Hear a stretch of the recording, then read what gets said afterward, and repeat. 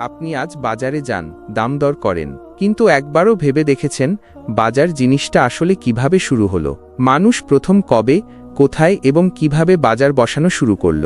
প্রাচীনকালে মানুষ নিজের প্রয়োজন নিজেই মেটাত, কৃষি করত, শিকার করত, নিজে খেত।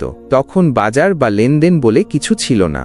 কিন্তু সময়ের সাথে সাথে সবাই সব জিনিস নিজেরা তৈরি করতে পারছিল না। তখনই চালু হলো বিনিময় প্রথা। যেমন কেউ চাল দিত, কেউ মাছ দিত, কেউ সবজি। এই পদ্ধতির সমস্যা ছিল সবাই সবসময় নিজের পছন্দ মতো কিছু পেত না। যেমন যার কাছে দুধ আছে সে সবজি খুঁজছে, কিন্তু সবজির লোক দুধ চায় না।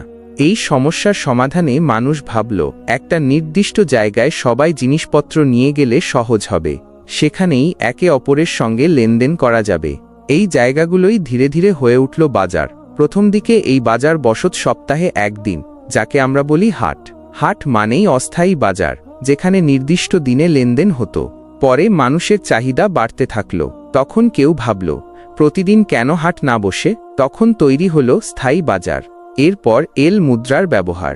মানুষ জিনিসের বিনিময়ে জিনিস না দিয়ে ধাতব মুদ্রা দেওয়া শুরু করল। তখন বাজারে দাম ঠিক করা শুরু হলো।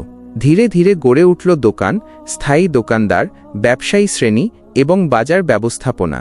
বাংলার ইতিহাসে বাজারের গুরুত্ব অনেক আগে থেকেই। মুসলিম শাসন আমলে বাংলায় গড়ে ওঠে অনেক হাটবাজার, যেমন সোনারগাঁও, পানাম নগরী ইত্যাদি। পানাম নগর ছিল সেই সময়ের বাণিজ্য কেন্দ্র।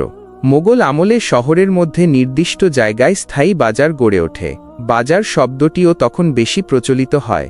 ব্রিটিশ আমলে রেল লাইন, নদীপথ ও শহরের আশেপাশে বড় বড় বাজার তৈরি হয়। ঢাকার নিউ মার্কেট, কলকাতার বউ বাজার, এগুলো সেই সময় থেকেই বিখ্যাত। আজকের দিনে বাজার দুই ধরনের, পাইকারি বাজার আর খুচরা বাজার।